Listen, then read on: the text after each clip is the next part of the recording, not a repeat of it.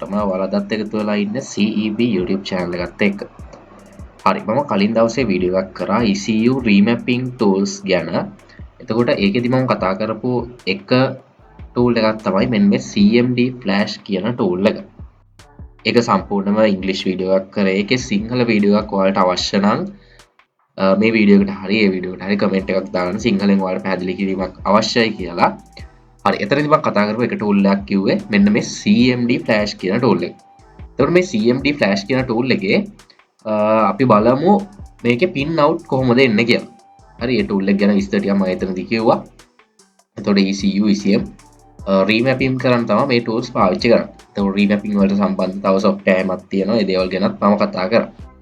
හරි මුලින්ම අපි power පැත්ත ගත්තොත් එහෙනම් මේ පැත්තේ අපිට බලා ගන්න පුළුවන් power input pin එක. ඒ කියන්නේ 12 volt input එක ground එක සහ දාන 12 volt එක තමයි. හරි volt 12ක supply එකක් තමයි මෙන්න මේ program එකට අවශ්‍ය වෙන්නේ.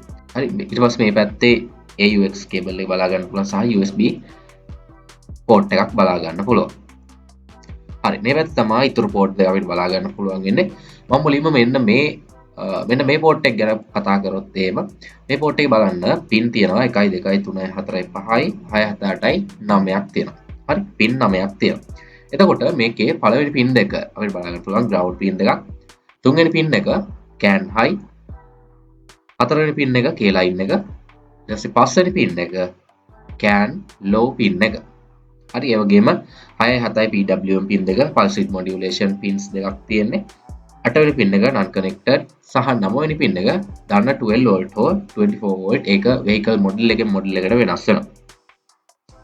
ඒ වගේම මේ පැත්තේ port එක ගත්තොත් එහෙම පළවෙනි pin එක reset pin එක සහ දෙවෙනි pin එක දාන්න 12 volt pin එක තුන්වෙනි pin එක not connected ඒ වගේම තමයි හතරවෙනි pin එක not connected පස්වෙනි pin එක CLK කියන්නේ clock signal එක ඒ වගේම හයවෙනි pin එක ground ඊට පස්සේ හත්වෙනි pin එක බලුවොත් එහෙම 7 to ECU DI ඒ කියන්නේ හත්වෙනි pin එකේ ඉඳලා ECU එකට data input කරනවා. ඒ වගේම තමයි අටවෙනි pin එකේ ECU එකේ ඉඳලා data out කරනවා.